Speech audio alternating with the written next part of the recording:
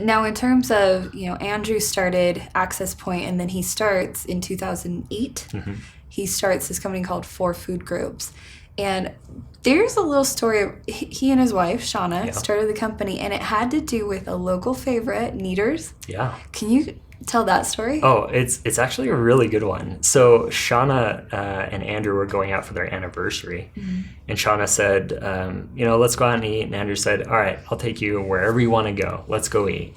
And she said, I want to go to Kneaders. And he was like, Kneaders? No, I'll take you to any restaurant. It's our anniversary, wherever you want to go. And she said, yeah, let's go to Kneaders. And so he started thinking, oh, no, that has something. If she could go anywhere for this meal and she wants to go to Kneaders, there's something about that. And they got involved and opened the first Lehigh. It was the first 4 Foods Group store, basically. And Shauna was working behind the cash register and making things happen. And it was, Andrew, it was fun. He was putting, something into another business and see if he could grow it. And it obviously turned into something more than a little bit more than just the Lehigh location. Right.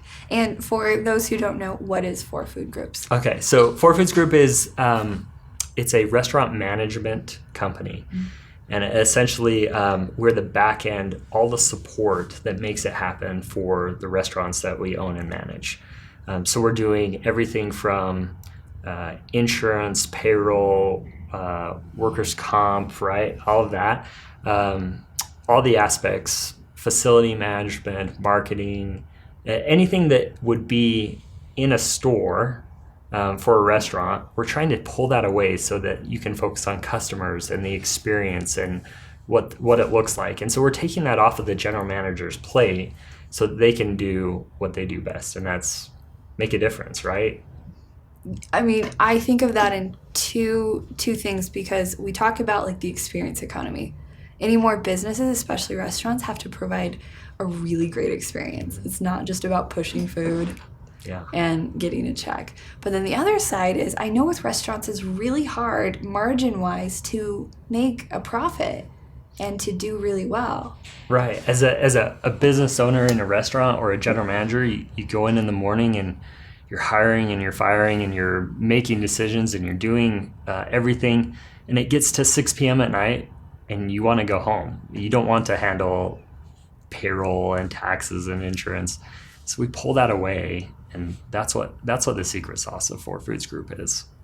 So at what point did you come on board as COO? Okay, so I'm working at Access Point, and Andrew says, hey, let's go build restaurants. And I had seen over the past 3 years what Andrew could do. And I said, absolutely, count me in. I'll go anywhere it is that you want to take this plane, right? It's been a rocket ship at Access Point. Let's go do that.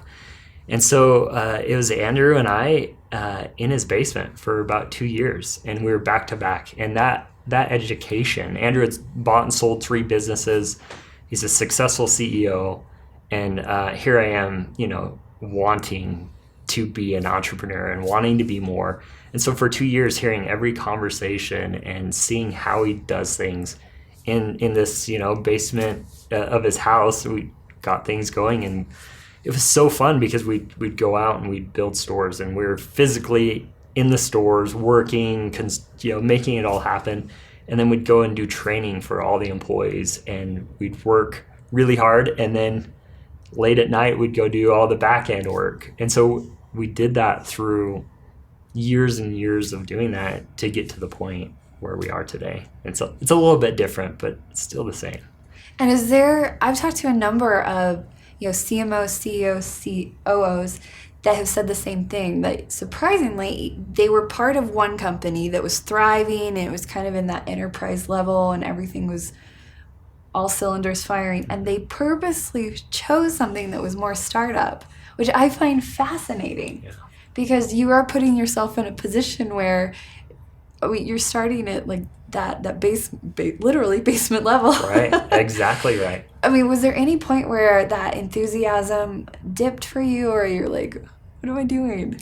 I remember telling people, we're gonna go do restaurants, and they're like, I don't think that's a good choice, And I looked at it and went, when I was younger, I said, oh, I'm never going to work in restaurants. I thought I was maybe too good for it. But now I would tell anyone to go and turn 16, 17 and go work in a restaurant. It'll teach you how to talk to people and be responsible. And those are the values that we're trying to provide in our stores. Really being a part of the community, building people up, getting them to the next level. We know that employees might not be with us forever, but if we can be a stepping stone in their progression to become a doctor or to become whatever they want to be, that's a big deal for us. That's what we're always looking for. Now, you're 10 years into it at this point. Yeah. That's probably surprising. It is, yeah. To look back, I'm sure that time sped by. What were some of the milestones that for you were just, instrumental in just morale or whatever? Yeah, I look back and I remember we opened, I think it was our 7th or 8th store. It was in Ogden. And we were up there staging the store, getting it ready, doing what we do, and that's work hard.